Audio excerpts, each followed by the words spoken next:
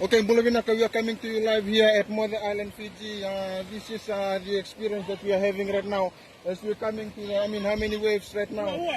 And see the waves that are coming in from this Mother Island in the Atulaw, Dalemakotu.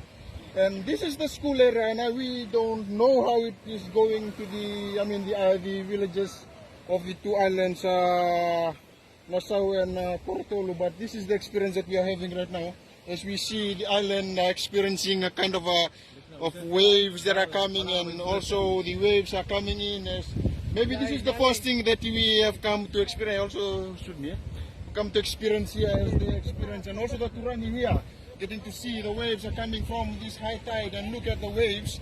And I'm telling you, this is one of a kind of experience. They just said, on Friday, there was a eruption in the Tonga Islands, maybe, eh? And now we're getting to experience here the effects of this volcanic eruption. Just lately, we've come to experience some kind of a loud noise here, like boom and boom, and the people are assuming that it's like a warship going on, but my assumption it's a volcanic sea eruption going on. But let's see how it's going to see now. Like, look at the waves, and we are coming to you live here at Mother Island, Dalemakotu, Fiji.